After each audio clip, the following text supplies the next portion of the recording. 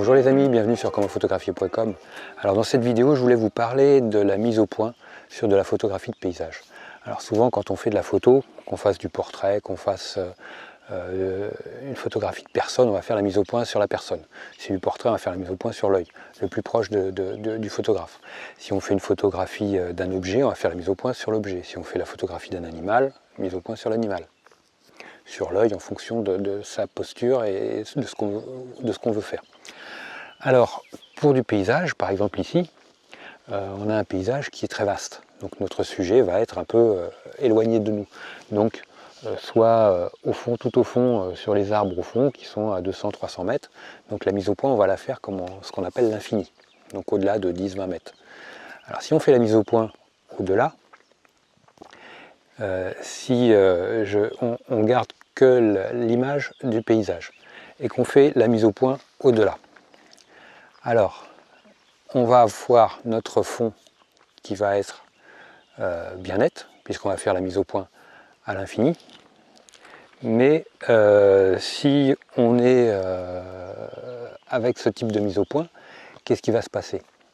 On risque d'avoir nos premiers plans, comme on peut le voir, les arbres, les buissons, les petits arbres devant nous, qui risquent de ne pas être complètement nets. Ça, c'est un peu la problématique. Donc, la mise au point à l'infini, elle n'est pas toujours la meilleure quand on fait de la photographie de paysage.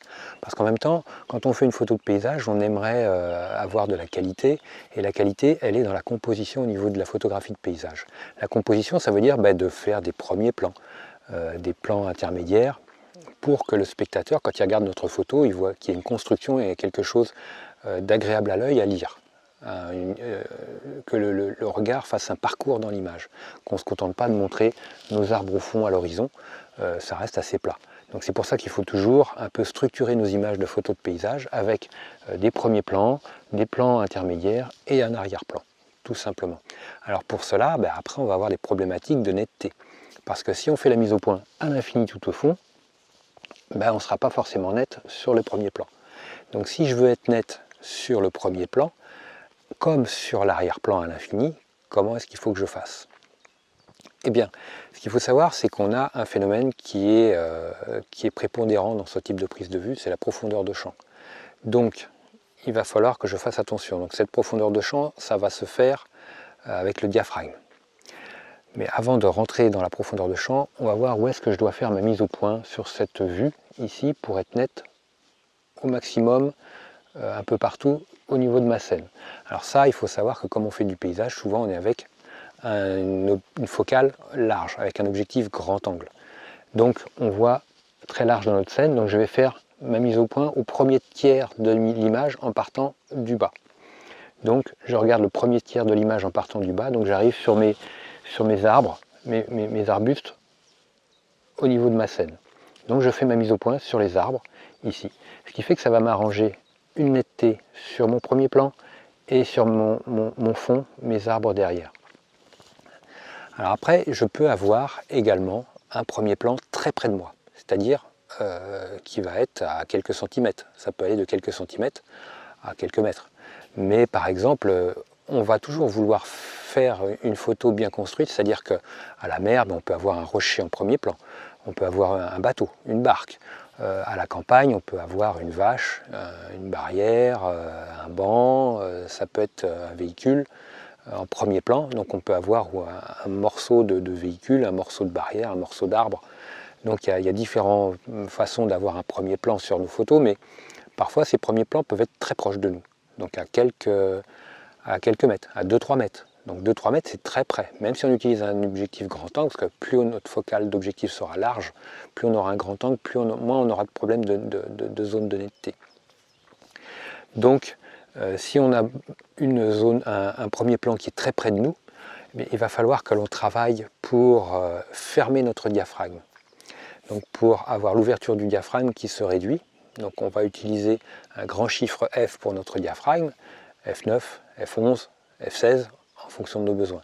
Pour savoir quel est le besoin en termes de diaphragme en fonction de notre photo, on va regarder des applications, on va avoir qui vont nous donner le bon réglage en fonction de la profondeur de champ dont on a besoin. Ce qu'il faut savoir, c'est que quand on ferme le diaphragme, on va augmenter la zone de netteté sur notre image. Mais on ne l'augmente pas de façon homogène du premier plan vers l'arrière-plan. Par exemple, si on fait la mise au point sur le premier tiers au niveau de notre vue ici, si je ferme mon diaphragme d'un stop, ma zone de netteté va avancer vers moi, va s'agrandir vers moi par exemple d'un tiers, et elle va s'agrandir après ma zone de netteté de 2 tiers. Donc vous voyez, on va beaucoup plus vite vers l'infini que vers le photographe. Donc ça, c'est toujours à prendre en compte. Donc c'est pour ça qu'il est important de faire la mise au point au bon endroit pour avoir la bonne profondeur de champ. Donc sur l'image que l'on a ici, si je veux faire une photo avec moi en premier plan, par exemple, ça peut être n'importe quoi, mais que je veux être net jusqu'au fond, jusqu'à mon paysage à l'infini. Donc je vais pouvoir m'aider d'une application pour ça. Donc moi j'utilise Lenslab. Donc je suis grosso modo par rapport à la caméra, je suis à 1,50 m. Donc j'utilise une focale de 17 mm. Si je mets un diaphragme de f9, ça me dit quoi? Que je vais être net de 80 cm, donc à mi-chemin entre les deux. Et je vais être net jusqu'à 15 mètres. Mais 15 mètres, ça ne m'intéresse pas, parce que 15 mètres, je vais avoir mes arbres au fond qui vont être flous. Si je veux que mes arbres au fond soient nets, donc F9 en termes de diaphragme, de fermeture de diaphragme, ça ne va pas suffire. Donc il va falloir que je ferme encore un peu plus, je vais me mettre à F10 pour voir ce que ça me donne. Et là, qu'est-ce que je vois? C'est que je vais être net jusqu'à l'infini. De moi jusqu'à l'infini. Et je vais commencer à être net à partir de 74 cm entre l'appareil photo et moi. Donc là, vous voyez, je suis assuré en faisant la mise au point sur moi. En même temps, bon, on a la distance focale, c'est ce que donne l'application. C'est-à-dire qu'au lieu de la distance focale est à 1,40 m.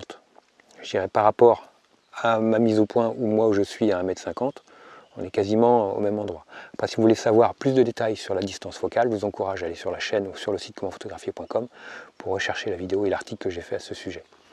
Voilà les amis. Alors là, comme on peut le voir, ben j'ai réussi à faire en sorte d'assurer ma prise de vue en étant net moi-même et en ayant mon fond parfaitement net, en sachant qu'avec, vous voyez, à F9, c'était pas bon, par contre à F10, c'était bon.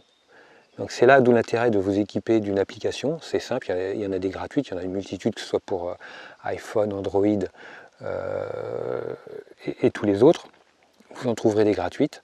Il vous suffit de rentrer la focale, parfois souvent la taille du capteur de votre appareil photo, la taille du capteur, il faut rentrer la focale, il faut rentrer à quelle distance vous faites la mise au point, il faut rentrer le diaphragme que vous utilisez, et en même temps il vous donne la plage de mise au point que vous pouvez avoir, tout simplement. Voilà les amis, pour l'endroit où on fait la mise au point sur de la photographie de paysage. Un petit like, moi ça me fera super plaisir. Abonnez-vous à la chaîne si ce n'est pas déjà fait. Vous pouvez me laisser un petit commentaire sympa pour améliorer le référencement. Et puis n'oubliez pas, à l'heure actuelle, en description dans la vidéo, vous avez 50% sur toutes les vidéos de la chaîne Comment Photographier. Donc vous avez un code 50, 50, et vous avez 50% sur la totalité. Si vous voulez faire partie de ma liste de contacts, vous avez un lien juste là, comme ça vous serez informé des actualités de la chaîne et du site. C'est gratuit. Voilà les amis, à très vite, ciao.